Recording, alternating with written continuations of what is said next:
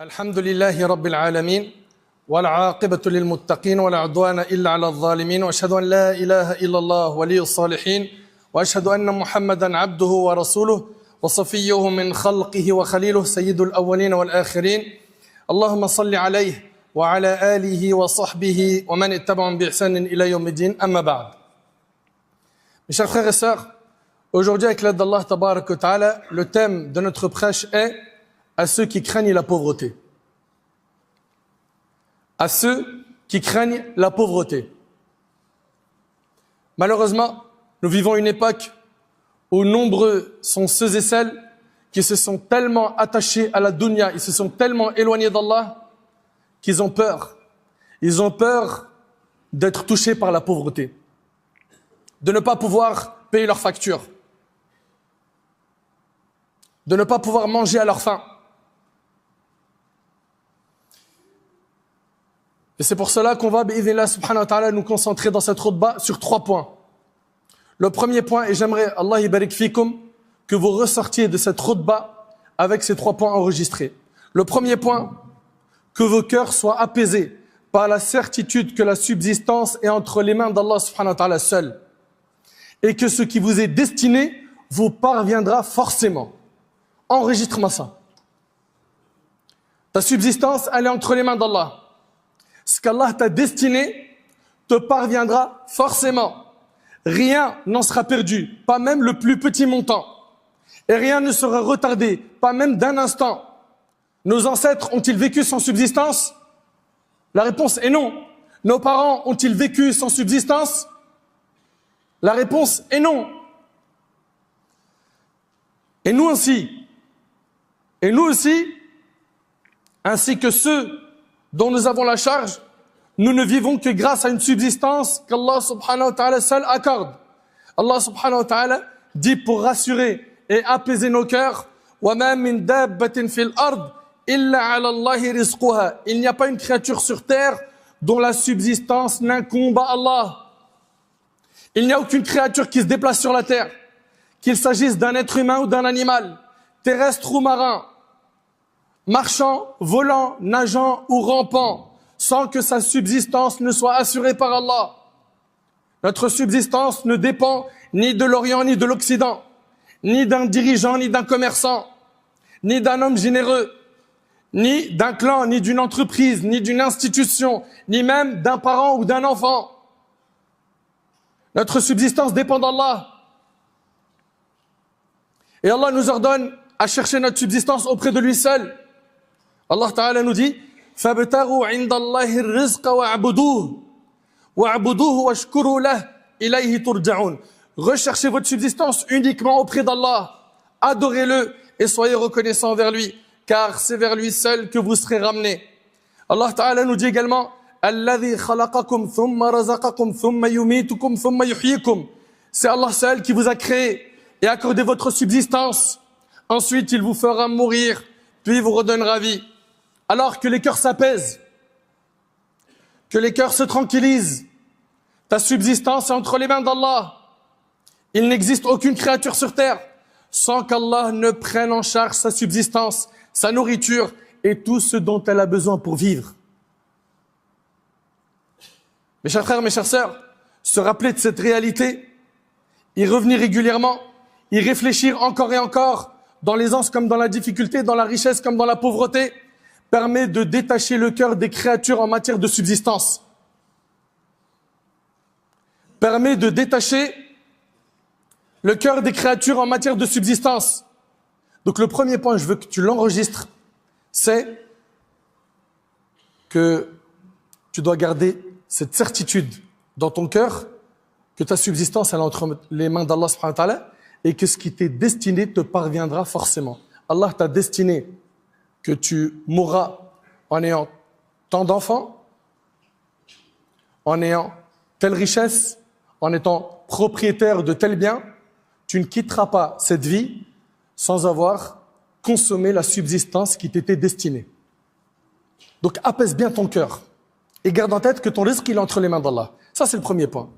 Deuxième point, on a dit qu'on va traiter 3 points dans cette khutbah. Deuxième point, que vos cœurs soient satisfaits de ce qu'Allah vous a accordé comme subsistance. que vos cœurs soient satisfaits de ce qu'Allah vous a accordé comme subsistance. Qu'il s'agisse de nourriture, de vêtements, de moyens de transport, de logement, de votre emploi, de votre activité. Selon Abdullah ibn Amr ibn al-As, le prophète sallallahu alayhi wa sallam a dit, a certes réussi celui qui s'est converti, a été octroyé d'une subsistance suffisante et qu'Allah l'a rendu satisfait de ce qu'il lui a donné. Et le hadith est rapporté par Muslim. Le prophète sallallahu alayhi wa sallam, il dit, a certes réussi. Qui? Celui qui s'est converti. Il est musulman. A été octroyé d'une subsistance suffisante. Il a ce qui lui suffit pour vivre. Alhamdulillah, il arrive à payer ses factures, son loyer, il mange, alhamdulillah, il arrive à dépenser pour ses enfants, il a ce qui lui suffit. Regarde bien. A été octroyé d'une subsistance suffisante et qu'Allah l'a rendu satisfait de ce qu'il lui a donné. Il est satisfait de ce qu'Allah lui a donné. On a des gens qui ont ce qui leur suffit, mais ils ne sont jamais satisfaits. Ils ne sont jamais satisfaits. Ils n'ont pas al-qana'a, ils ne sont pas satisfaits de ce qu'Allah subhanahu wa ta'ala leur a accordé. Dans ce hadith, on voit 3 choses. Être parmi ceux qu'Allah a guidés vers l'islam. Ça, c'est ce qui a été mentionné dans le hadith lorsqu'il a dit, alayhi salatu wassalam, a certes réussi. Celui qui s'est converti. 2, que sa subsistance dans cette vie soit suffisante. Vous savez, ça veut dire quoi une subsistance suffisante? Une subsistance suffisante, c'est celle qui couvre les besoins. Elle n'épuise pas la personne, ni ne la met dans la gêne. Ne la pousse pas à l'humiliation en demandant aux gens ou en prenant injustement leurs biens. Et ne l'entraîne pas non plus vers le luxe excessif, l'aisance démesurée et l'attachement à ce bas monde. Lorsque l'on regarde le prophète alayhi salatu wassalam, dans ses invocations, il disait « Allahumma aj'al rizqa ali Muhammadin quta » Seigneur, fais que la subsistance de la famille de Muhammad soit ce qui suffit. C'est notre modèle. C'est notre modèle, alayhi salatu wassalam. Regardez ce qu'il demande. Parce que n'oubliez pas une chose, on est de passage. S'il y a quelque chose à construire, c'est surtout dans notre vie.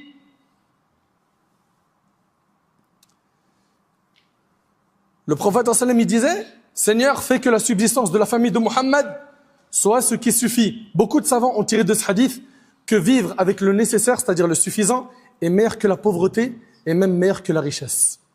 Et même meilleur que la richesse. Et dans le hadith, qu'est-ce qu'il a dit également? Il a dit dans le hadith, et qu'Allah l'a rendu satisfait de ce qu'il lui a octroyé. Que la personne fasse partie de ceux qu'Allah a rendu satisfaits de ce qu'il leur a accordé comme subsistance suffisante. Et c'est ça la vraie richesse. La richesse saine et apaisante, c'est la richesse du cœur. Sa satisfaction de ce qu'Allah lui a accordé, sa tranquillité et son apaisement face à ce qui lui a été destiné, que ce soit dans son travail, son métier, ses revenus, son logement, ses vêtements, sa nourriture, ses moyens de transport. Le prophète, alayhi salatu wassalam, dans le hadith rapporté par Bukhari et Muslim, il a dit, la richesse n'est pas l'abondance de biens, la vraie richesse est celle de l'âme. La richesse n'est pas l'abondance de biens, la vraie richesse est celle de l'âme. Le prophète, alayhi sallam, a expliqué que la véritable richesse ne consiste pas en l'abondance de biens, et qu'elle n'est rien d'autre que le contentement de l'âme.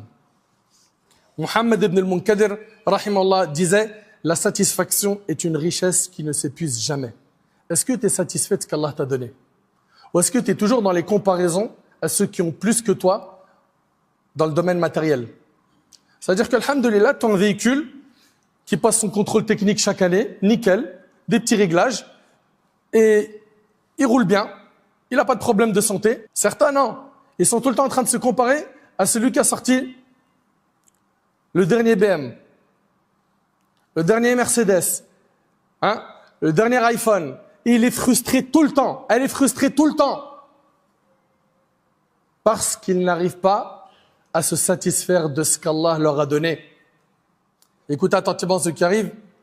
Celui qui ne se contente pas de ce qu'il a, la richesse ne le rendra jamais riche.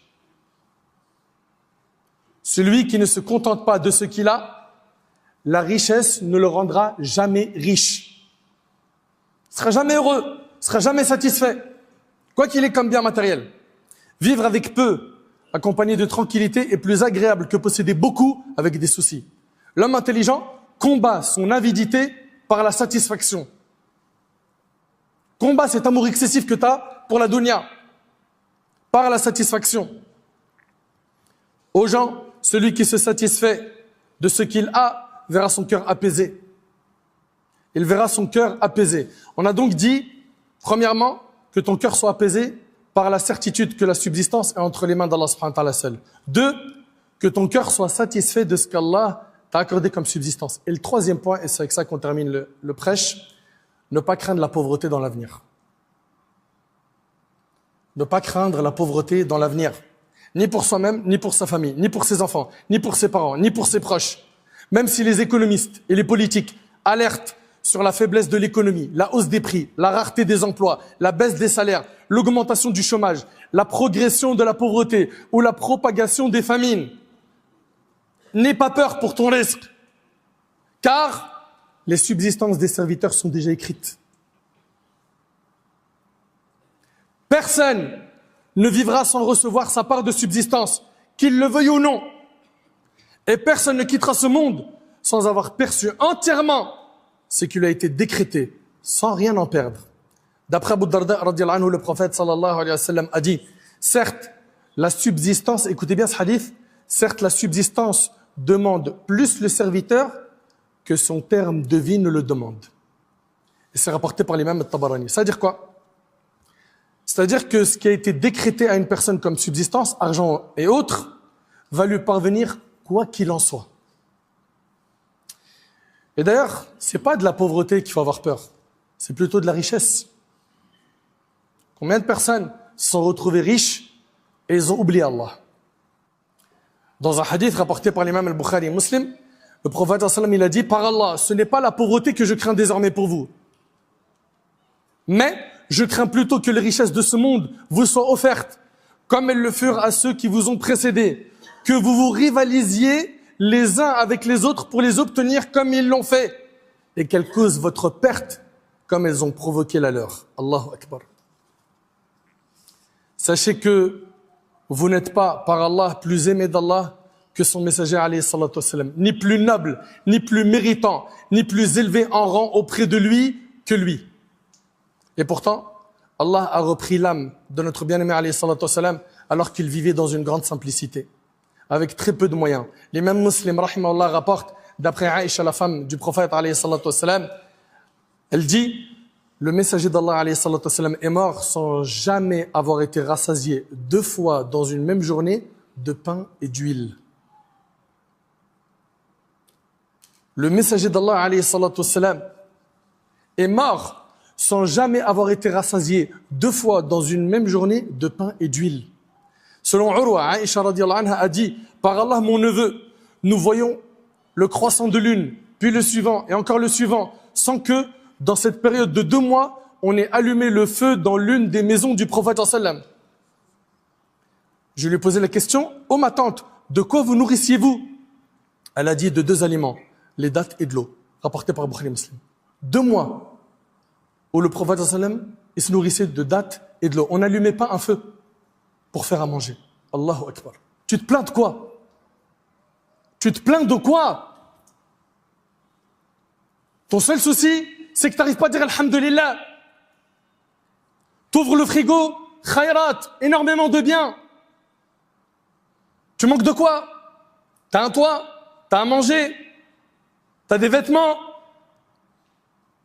Certains parmi nous ont un véhicule, une voiture, d'autres c'est une moto, un scooter. Tu te plains de quoi? Et puis, même si tu es pauvre, est-ce que tu penses que être pauvre c'est une tâche? C'est pas une tâche. Dans le hadith, le prophète sallallahu alayhi wa sallam a dit, je me suis tenu devant la porte du paradis et j'ai vu que la plupart de ceux qui y entraient étaient des pauvres. Les riches étaient retenus attendant leur sort. Rapporté par Bukhari et Muslim. Dans Sunan al-Tirmidhi, le prophète sallallahu alayhi wa sallam, d'après Abu Huraira, le prophète sallallahu alayhi wa sallam a dit, les pauvres musulmans entreront au paradis avant les riches d'une demi-journée. Ce qui fait 500 ans. Mes chers frères, mes chères sœurs, craignez Allah